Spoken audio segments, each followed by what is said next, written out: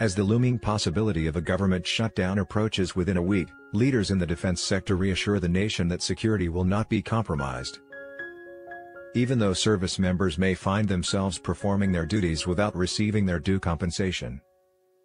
However, the consequences of such an event extend beyond the military's financial matters. Training operations may face constraints, ultimately impacting long-term preparedness.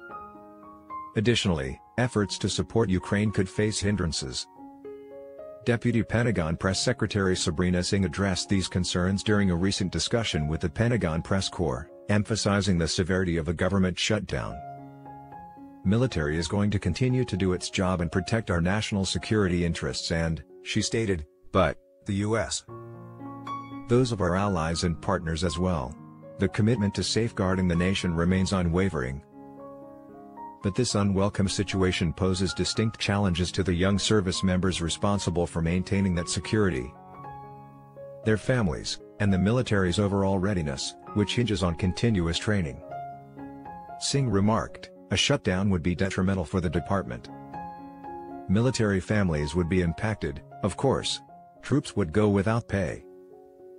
Folks that are not getting paychecks, that impacts how and when they can buy groceries, childcare, all of these things.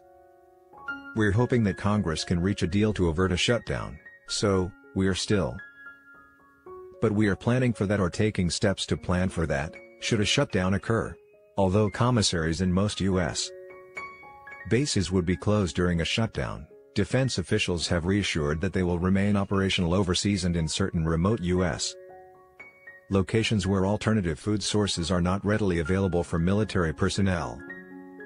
While national security remains a top priority during a shutdown, the readiness of service members may deteriorate as training operations, vital for maintaining combat preparedness, are curtailed.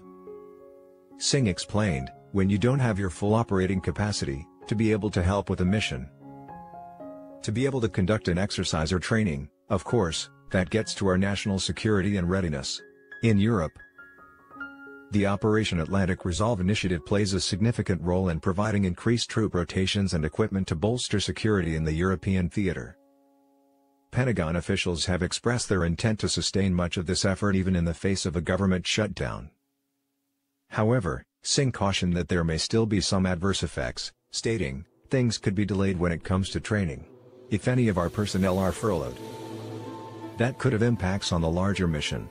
Regarding the support for Ukraine, Singh pointed out that already approved funding allows the U.S. to offer additional equipment and aid as required.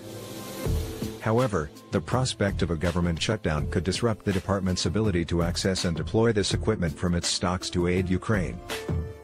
She stated, I don't know how this impacts how we roll out additional, presidential drawdown authority packages, with a government shutdown. It doesn't affect the funds that we have accessible to us, but how we continue to do that, I just don't have more on that.